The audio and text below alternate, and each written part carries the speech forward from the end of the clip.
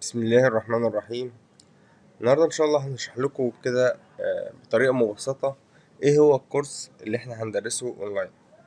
الكورس ده هيكون عباره عن المستوى التاني، يعني مش هنبدا من الاول خالص. احنا هنبدا من اول ما انتهينا في الكورس الفري، او الناس اللي عندها فكره عن الفيجوال بيزك هيقدروا يتابعوا معانا. اما الناس اللي ما عندهاش فكره عن الفيجوال بيزك خالص فان شاء الله هنعمل لهم كورس تاني من الاول خالص من تحت الصفر ان شاء الله. طيب هناخد كده واحدة واحدة ازاي نعمل برنامج. احنا الكورس ده مش عايزين ناخده كورس تقليدي نقعد نشرح كل حاجة لوحدها وما يبقاش فيه ترابط بين الأفكار و... وكل حاجة تتقال مع نفسها. لا، النهاردة احنا عايزين نعمل كورس متكامل بحيث ان اللي يطلع من الكورس ده يبقى فاهم يعني ايه برمجة ويعرف يعمل برنامج احترافي. طيب ازاي نعمل الحاجات دي؟ نعمل الحاجات دي عن طريق ان احنا نطبق على مثال عملي. طب هنطبق على المثال عامل ازاي؟ هنشوف بقى عناصر الكورس اللي احنا هناخده ده، هنشوف واحدة واحدة كده ايه اللي احنا هناخده في الكورس ده. طيب لو جينا نقرا اول حاجة معرفة كيفية التعامل مع العميل. في ناس كتيرة بيروحوا للعميل وما بيبقوش عارفين يقولوا له ايه، ولا العميل يقول لهم ايه، ولا ايه الاسئلة اللي يسألوها للعميل. طبعا كل ده هنشوفه في خلال الكورس، وهنعرف تفاصيل ايه اللي احنا المفروض نقوله للعميل، وايه الاسئلة اللي احنا لازم نسألها له عشان نقدر نطلع من العميل كل حاجة. العميل ما بيبقاش عارف هو عايز يعمل ايه بالظبط، لكن احنا لازم واحنا بنسأل العميل نعرف منه الاساسيات اللي هو عايز يعملها، وبعد كده طبعا احنا نحط بصمتنا او نحط تصور كامل عن البرنامج. طيب تاني خطوة كيفية عمل تحليل كامل للبرنامج من حيث المدخلات والمخرجات. دلوقتي العميل قال لك انا عايز اعمل مثلا برنامج مخازن. طب يا عم عايز تعمل ايه في برنامج المخازن ده؟ عايز ادخل الحاجات واخرجها. طب وهل ده اجابة كافية ان احنا نقدر نعمل برنامج؟ طبعا لا. فاحنا لازم نتخيل ايه تحليل البرنامج. دلوقتي عندنا المخزن ده هيكون مدخلاته ايه؟ هيكون مدخلاته اصناف، يبقى احنا لازم نعمل شاشة لادخال للاصناف. طيب ومخرجاته ايه؟ مخرجاته مبيعات، احنا لازم نعمل او استند صرف، او زي ما احنا عايزين اي حاجة بتطلع من المخزن. يبقى احنا لازم نعمل تحليل كامل للبرنامج. هنعرف برضو ازاي هنعمل تحليل للبرنامج بالتفصيل واحدة واحدة، وازاي نبتدي نفكر في قاعدة البيانات اللي احنا هنعملها. ده التحليل برضو، يعني الشكل العام يبقى ايه. طيب بعد كده كيفية انشاء قاعدة بيانات. هنمسك بقى السيرفر، ازاي نشتغل على السيرفر، يعني ايه سيرفر ويعني ايه قاعدة بيانات على السيرفر، وازاي ننشئ قاعدة بيانات على السيرفر احترافية. واخدين بالكم ازاي ننشئ قاعدة بيانات بالبيانات اللي عندنا بعد التحليل ده؟ ازاي نعمل قاعدة بيانات احترافية ونبقى مظبوطة 100%. طيب يعني ايه بقى عمل صلاحيات داخل السيرفر؟ دلوقتي انت عندك في مشكلة عند الناس في الحتة دي، ان الناس مش عارفة يعني ايه سيرفر ويعني ايه مستخدمين على السيرفر. انت عندك دلوقتي ممكن يكون 10 بيشتغلوا على البرنامج على السيرفر على اس كيو ال سيرفر. طب العشرة دول زي بعض؟ يعني لما يخشوا على البرنامج يبقى زي بعض نفس الصلاحيات ويقدروا يشوفوا كل حاجة، ولا ما يقدروش يشوفوا حاجات ويشوفوا حاجات؟ طيب يعني ايه لوج ان للسيرفر نفسه؟ انا دلوقتي عندي مثلا اتنين بيشتغلوا على السيرفر، هل الاتنين يعملوا نفس العمايل؟ يعني يشوفوا مثلا الباسورد بتاع المستخدم بتاع المستخدمين. مثلا نفرض ان احنا عندنا جداول فيها كلمات سر المستخدمين، هل كل الناس اللي يخشوا على السيرفر يقدروا يشوفوا؟ لا. فازاي نتحكم في الموضوع ده؟ ده هنقوله على عمل الصلاحيات داخل السيرفر وليس داخل البرنامج. في فرق بين الصلاحيات داخل السيرفر او على اللوج ان على السيرفر، وصلاحيات على البرنامج. كل ده هنشوفه بالتفصيل. وازاي نخلي الناس تشوف جداول وجداول لا. يعني انت ممكن تشوف جدول وجدول تاني لا، حسب اللوج ان اللي انت داخل بيه او المستخدم اللي انت داخل بيه. طيب عندك ايه تاني؟ كيفية عمل قاعدة بيانات بصورة احترافية والربط بين الجداول.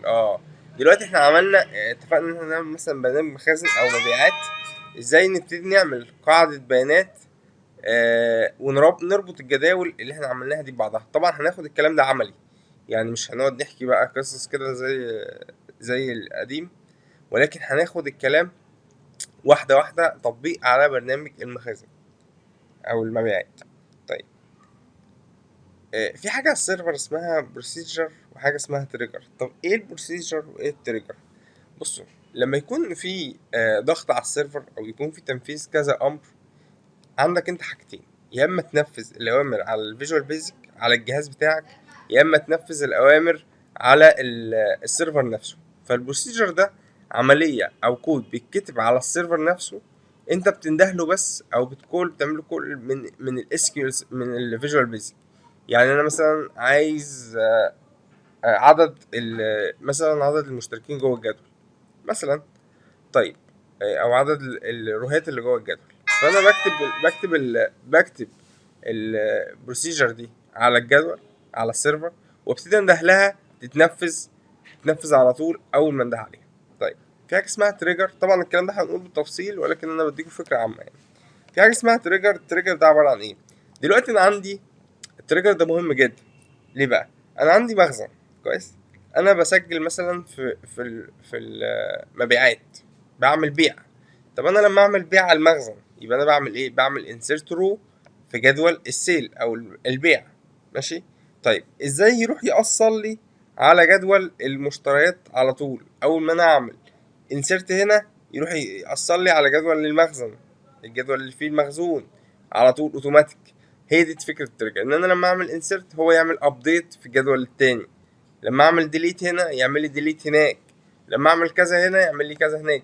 يبقى وين ديليت اعمل لي كذا، وين ابديت اعمل لي كذا. طبعا هنشوف الكلام ده بعد. طيب كيفية عمل فيو على السيرفر واعطاء صلاحيات فيو لمستخدم معين. يعني ايه فيو؟ فيو ده انت عندك جدولين مثلا وعايز تربط ما بينهم، واخد بالك، وعايز تتعامل معاهم على انهم جدول واحد. دي بتنفع في حاجتين، بتنفع في التقارير لما تكون عايز تعمل تقارير، دي بتنفع الفيو. ولما يكون انت عندك كذا مستخدم مش عايز المستخدم يشوف غير حاجات معينة. يعني ايه؟ يعني انا مثلا عايز واحد هيخش، واحد غريب مثلا انا مديله الباسورد، ولكن لما يخش باليوزر بتاعه ما يشوفش غير الفيو ده بس، ما يشوفش جداول، ما يشوفش داتابيز، ما يشوفش حاجه، او ما يقدرش يعمل كنترول على حاجه خالص غير الفيو اللي انا مديله صلاحيات عليه. طيب كيفيه ربط الفيجوال بيزك بالسيرفر عن طريق الربط المباشر. طيب الاول جمل الاتصال موضوعها كبير قوي، والناس بتبقاش عارفه ازاي تتصل بشبكه. دلوقتي الكود معروف ان هو انت تتصل بسيرفر داخلي كده مفيش مشكله باسم السيرفر، ولكن لو انت عندك سيرفر على النت ازاي ترفع سيرفر على النت، وازاي تتصل بيه على النت، وازاي تعمل تحديث للبيانات وهو برضه على النت او في شبكه خارجيه مش شبكه داخليه. كل ده هنشوفه مع بعض، وجمل الاتصال ازاي، ولكن عن طريق الربط المباشر. طبعا انواع الربط، ربط مباشر وربط غير مباشر، الفرق بينهم بسرعه هقول لكم عليهم. الربط المباشر ده بينفذ الاوامر على الداتابيز على طول. الربط الغير مباشر بياخد نسخة من الداتابيز ويبتدي يعدل عليه ويعمل عليه اجراءات، وبعدين يعمل ابديت على الداتابيز تاني. طبعا شرحنا الكلام ده قبل كده، بس ايه، هنشرح بالتفصيل. آه هنشرح ان شاء الله الموضوع كله بالتفصيل. طيب ولكن احنا في الدرس ده، في الكورس ده هناخد طريقة الربط المباشر. طيب كيفية عمل استعلام بجمل السلكت. طبعا كل شغلنا زي ما قلنا طريقة الربط المباشر، يبقى احنا هنعمل جمل سيلكت على قاعدة البيانات على طول. واللي ما يعرفش يعني ايه سيلكت، طبعا السيلكت دي المفروض تكون معروفة. السيلكت اللي هي بتجيب البيانات من قاعدة البيانات مباشرة. طيب عندنا جمل الانسيرت والابديت والديليت. الانسيرت دي لإضافة صف جديد، ابديت تحديث البيانات، الديليت عشان احذف البيانات. طيب كيفية استخدام جمل السيلكت ماكس مينيمم والكاونت والسم والافريج. دي عشان خاطر اجيب الماكسيمم، طبعا عشان اجيب اعلى قيمه للرول للكولوم اللي انا عايزه، اعلى قيمه فيها. المينيمم طبعا اقل قيمه، كاونت العدد، الصم المجموع، والافريج المتوسط. طيب لو جينا دخلنا على جزء تاني هنعمل قاعده كيفيه عمل واجهات. تعالوا نتكلم عن الواجهات بقى. طبعا انا مشكلتي مع المبرمجين ان دايما الواجهات بتبقى رمادي. دي مشكله، دي بتضايقني جدا، ان انت عندك واجهات رمادي واحس انها كده طبعا الرمادي لون كويس وكل حاجه، بس بحس انها يعني ايه، في احسن. يعني عايزين الواجهات بتاعتنا تنطق، تخلي البرنامج شكله حلو. هبقى اوريكم طبعا برامج انا عاملها الناس بتبقى مبسوطه بالشكل. اي نعم في الوان وفي شغل وفي مجهود، بس بتفرق مع العميل. يعني انا بشوف ده في عين العميل لما يقول لي الله البرنامج حلو. هو ده اللي احنا عايزين نوصل له، مش عايزين نعمل برنامج كده وخلاص. هنتعب شويه بس ايه، هنطلع برنامج كويس. طيب ازاي نعمل بقى قوائم رئيسيه او منيو ستريب جوه البرنامج بتاعنا، وازاي نحط ايقونات ونخلي شكلها حلو والكلام ده. وفي حاجه اسمها كونتكست منيو ستريب، دي الكليك يمين. طبعا ناس كتير مش اشتغلش بيها دي، ولكن برضو هنعرف ازاي نشتغل بيها. ازاي امتى تدوس كليك يمين، او لما تكون واقف على مكان معين وتدوس كليك يمين يحصل ايه. بتطلع قائمه معينه تختار منها حاجات. طبعا كل ده هناخده. وفي حاجه اسمها استخدام اداه باك جراوند وركر، دي ما شفتش حد بيستخدمها او قليل قوي اللي بيستخدمها. والبروسيس بار. ايه الباك جراوند وركر دي؟ دلوقتي انت عايز تعمل عمليه وفي نفس الوقت تكون بتعمل حاجه تانية، او عمليه بتاخد وقت. والعمليه بتاخد وقت دي مثلا عايز تعمل معاها حاجه تانية. يعني انت لما تيجي تعمل جمله مثلا فور لوب في 1000 سطر، او في لوب معين، بيستنى وتعمل بعد كده كلوز، او تعمل بعد كده مثلا مسج، او تعمل بعد كده اي حاجه. بيقعد مستني فتره لغايه لما يخلص اللوب، وبعد كده يبتدي ينفذ الايه، العمليه اللي بعدها. لانهم بيمشوا بالترتيب. طيب ازاي بقى نخلي العمليتين يتنفذوا في نفس الوقت؟ بأداة اسمها باك جراوند وركر. والبروسيس بار طبعا دي بتستخدم معاها عشان يقول لك مثلا جاري التحميل. الشاشة دايما يقول لك جاري التحميل، وابتدي البروسيس بار يمشي، هيبتدي يتحرك على الاساس ده. واخدين بالكم؟ فهي دي الفكرة. هنشوفها مع بعض ازاي نربط الاتنين مع بعض، ونشوف عملهم بيمشوا ازاي مع بعض. طيب كيفية وضع البرنامج في التاسك بار والإبقاء على البرنامج مفتوح دائما، واستخدام النوتيفيكيشن ايكون. انت لو جيت هنا كده هتلاقي في برامج مفتوحة. يعني مثلا برنامج زي ده، البرنامج اللي زي ده مش باين عندي هنا في البار اللي تحت ده، ولكن باين هنا اهو ان هو مفتوح. طب هو هل مفتوح على طول ولا مفتوح ومقفول؟ طب الكلام ده زي ايه؟ زي مثلا برامج الاذان مثلا. البرامج الاذان ما بتبقاش عايزها هنا مثلا، أنا لا عايزها تبقى ظاهرة هنا مفتوح ولكن مش باين.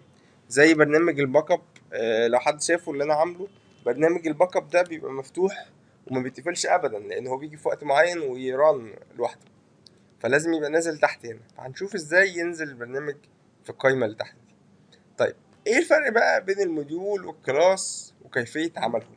طبعا في فرق كبير بين الموديول والكلاس، هو تقريبا نفس الفكره ولكن الاستخدام بقى بيفرق كتير. هنشوف برضو الفرق بالظبط، ونشوف ايه قصه الموديول وايه قصه الكلاس. في حاجه اسمها فانكشن، في حاجه اسمها سب، وهنفهم يعني ايه فانكشن يعني ايه سب، وامتى بتريترن وامتى ما بتريترنش، والقصه دي هنفهمها مع بعض. الفكره العامه بتاعت الاوبجكت اورينتد. يعني ايه اوبجكت اورينتد، وايه علاقته بالكلاس والموديول والسب والفانكشن، وايه القصه دي برضه هناخد فكره عنها بالتفصيل ان شاء الله. طيب كيفيه التحكم في الماوس والكيبورد عن طريق البرنامج الفيجوال بيزك. دي مهمه قوي دي، على فكره الناس ممكن تكون انها مش عارفه اهميتها، ولكن انا عملت بيها برنامج، وبرنامج كبير بالحته دي بس. الماوس والكيبورد ازاي اتحكم فيهم. يعني انت تدوس كنترول سي، ازاي من غير ما تدوس كنترول سي هو بيدوس لوحده كنترول سي؟ ازاي هو بيدوس الت واف 4 لوحده؟ البرنامج بيدوس الت واف 4 لوحده في ميعاد معين. مثلا انا عايز الساعه 5 البرنامج ده يقفل، يبقى هيدوس الت اف 4 مثلا الساعه 5 يقفل. ازاي اشغل مثلا الجهاز، او اتعامل مع الجهاز ابصيله امر وهو ينفذه، وفي كيبورد وماوس حركه كيبورد وماوس. واخدين بالكم؟ طيب كيفيه عمل اختصارات بلوحه المفاتيح، ليها كذا اكتر من طريقه. طبعا انا ذكرت طريقه قبل كده في الدروس، ولكن هي ليها اكتر من طريقه هنشوفهم بالتفصيل. وهنعرف ازاي نشتغل بلوحه المفاتيح بدل ما نقعد نكتب نمسك ماوس، لان في اماكن كتير ما بيبقاش عايز يمسك ماوس، عايز يشتغل بلوحه المفاتيح على طول وينفذ الامر. طيب هنشوف ايه تاني في الكورس ده. البرنامج دلوقتي انا مثلا برنامج الباك اب ده عايزه يشتغل اوتوماتيك، مش عايز استنى عامل يشغله. افرض العميل نسي يشغله، ازاي البرنامج يشتغل اوتوماتيك مع الويندوز؟ مجرد ما تفتح الويندوز تلاقي الدنيا قامت. هنشوف برضه ازاي تعملها. طيب كيفية بقى ربط الواجهات بالكود وتصميم البرنامج نفسه بقى، ازاي اربط بقى البرنامج ببعضه، وازاي اشغل ده مع ده، واربط الواجهات اللي انا عملتها الجميلة اللي انا عملتها بالبرنامج بالداتابيز اللي عندي عن طريق الكود. طبعا في صلاحيات برضو، ازاي انت عندك مدير وعندك كاشير وعندك مثلا ماليات، واحد بتاع ماليات، ازاي ده ما يشوفش الحاجات اللي عند ده وده ما يشوفش الحاجات اللي عند ده، وواحد يشوف كله يتحكم في كله. كل ده برضه هنقوله بالتفصيل. طيب ازاي نعمل نسخة احتياطية من قاعدة البيانات ونسترجعها تاني؟ طبعا دي اوامر على اس كيو ال سيرفر، بما اننا هنشتغل على اس كيو ال سيرفر فده امر بيتكتب على اس كيو ال سيرفر ازاي نكتبه، وازاي نعمل ريستور للداتابيز، وازاي ممكن نعمل برنامج صغير يتحكم في القصة دي، بحيث ان العميل ممكن ياخد لنفسه باك اب لنفسه، ما يستناش ان انا ارجع له، يرجع لي، ما يستناش ان هو يرجع لي. طيب دي مفيدة في ايه؟ افرض مثلا عميل دلوقتي جه يوم مثلا 23 ولقى ان في عجز. طيب هل ممكن الراجل صاحب المكان ده يرجع بالداتابيز لليوم ده عشان يشوف المخزون مثلا كان فيه ايه؟ اه ممكن. فانا ممكن اعلم العميل عن طريق البرنامج الصغير ده، اعلم العميل ازاي يروح لليوم 23 وازاي يرجع تاني لليوم بتاع النهارده، بحيث ان هو يقدر يمسك العجز بتاعه كان فين في الفترة اللي فيها حصل فيها العجز. طيب في حاجة اسمها عمل تحديث تلقائي للبرامج من على النت. دي حتة مهمة جدا. انت دلوقتي لما تيجي مثلا يقول لك فلاش بلاير، كل شوية تلاقيه مثلا يروح ايه مطلع لك فيرجن جديد 10.5 10.6 10.7، يقول لك ان في فيرجن جديد ممكن تنزله. طب ازاي احنا نعمل القصة دي عندنا في البرنامج بتاعنا؟ الموضوع مش سهل، الموضوع فيه شغل.